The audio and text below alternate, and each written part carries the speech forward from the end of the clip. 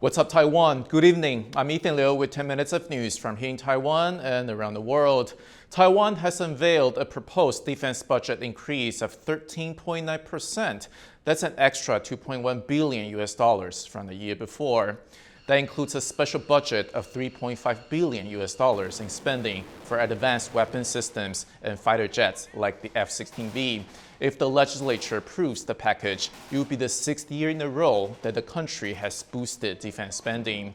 Tensions with China have increased since the high-profile visit from U.S. House Speaker Nancy Pelosi earlier this month. Beijing, which claims Taiwan as its own, carried out its largest ever military exercises around the country in response to the visit. For more on what Taiwan's military might do with the larger defense budget, our reporter Jaime Okan spoke to Oh Shifu, a defense expert in Taipei. We knew before that Taiwan was looking to increase its military budget by at least 4%. With that increase, what systems should Taiwan be looking to buy? Yes. This year, Taiwan's defense budget is around 12.2 billion US dollars. The budget is focused on the so-called anti-ship missile and air defense missile. And this is our first priority to fend off the Chinese threat. And because Chinese Navy has over 300 warships, so we need a huge amount of anti-ship missile to defend ourselves. And you can see that Chinese missile test a few days ago. So air defense missile is also very important for us. And this is the major focus on our next year defense budget that increase about 4%. And this year will be about $1.5 billion US dollars. There is a section of the proposed defense budget that is called the Sea-Air Combat Power Improvement Plan. And this is a special budget to buy things that are more advanced, like an F-16V fighter jet. How important is that for Taiwan? Yes. At this moment, that Taiwan adopts the so-called porcupine strategy. That means we need the so-called asymmetric weapon, for instance, the anti-ship missile and air defense missile. And this is our focus. And this kind of weapon is very useful. It has shown in the Ukrainian war. However, in last week, Chinese military exercise, they use missile. They send their fighter jet warship cross the median line in the Taiwan Strait. So we also need the so-called conventional weapon. So this is a video from what was confirmed by Taiwan's Ministry of Defense as footage from a Chinese civilian-operated drone looking at 2 Taiwanese soldiers in Jinmen.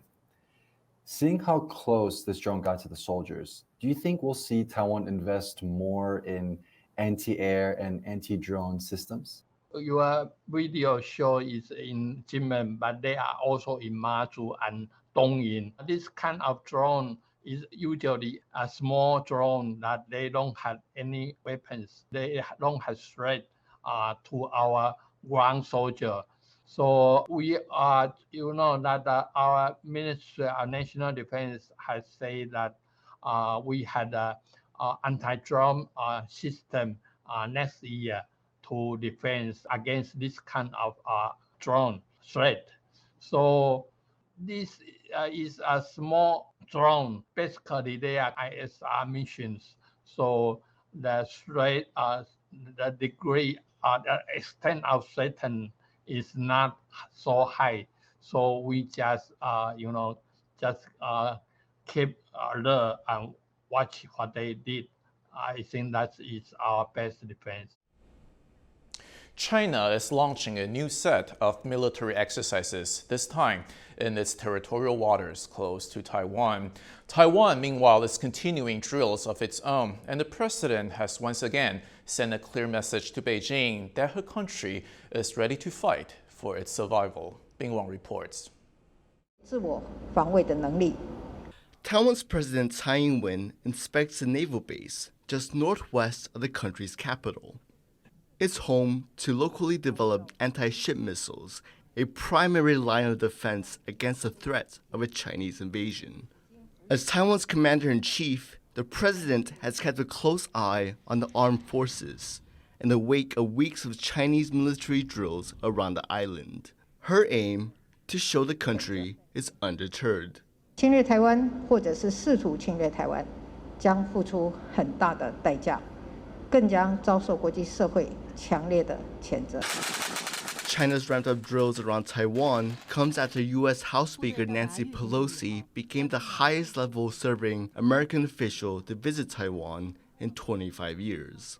China has warned against international support for Taiwan, most recently saying it will take forceful measures if a Canadian delegation goes through with a planned visit to Taiwan. But the country is determined to thwart China's aggressive rhetoric.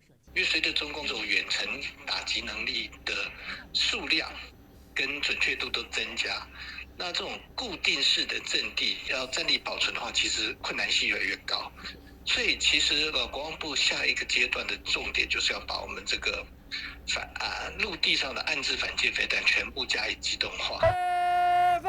Taiwan's military has deployed missiles and simulated live-fire drills on the islands of Penghu, right in the middle of the Taiwan Strait. With Beijing unlikely to change its aggressive posture towards Taiwan anytime soon, officials here are aware that it falls on the country's military to make sure it is prepared for any situation. James Rayner and Bing Wong for TaiwanPlus. The climate for Taiwan's manufacturing sector fell in July amid a global economic downturn. That's according to a report on Thursday from the Taiwan Institute of Economic Research. It ranked the sector's climate as the worst it's been since June 2020, when the COVID-19 pandemic was near the beginning of its spread across the world. The report blamed weakened demand for exports on rising inflation in the U.S. and Europe, global energy shortages, and China's zero-COVID policy. Economists warn the outlook is unlikely to improve anytime soon. 下半年的出口不会像上半年那么好。你看，像电子五哥那个最大支的那个笔电厂商库存2000亿啊，这个真的非常的惊人。 COVID-19 infections are on the rise again in Taiwan, with almost 27,000 new cases recorded on Thursday alone. 的确是这一周的这个开始很明确的在向上哈。那根据我们内部的这个模型来推估的话，这一波的疫情，我们认为它的高峰，也就是它的高点会在9月的中下旬。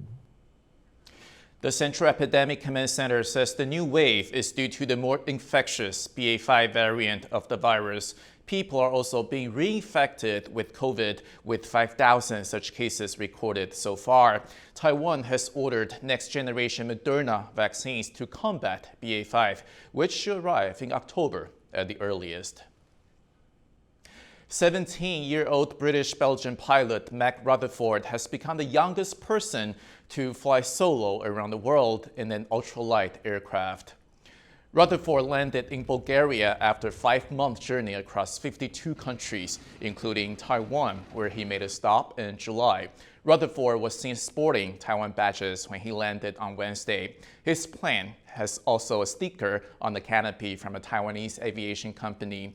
The teenager followed in the footsteps of his older sister, Zara Rutherford, who in January this year became the youngest woman to fly solo around the world. Aged 19, Zara also stopped off in Taiwan. Thank you for watching What's Up Taiwan. Remember to download the TaiwanPlus app for more stories from Taiwan and around the world. Finally, we'll leave you with images of all-female choir Gardenia performing classic hits at the Damascus Opera House in Syria. I'm Ethan Liu. Take care, and I'll see you next time.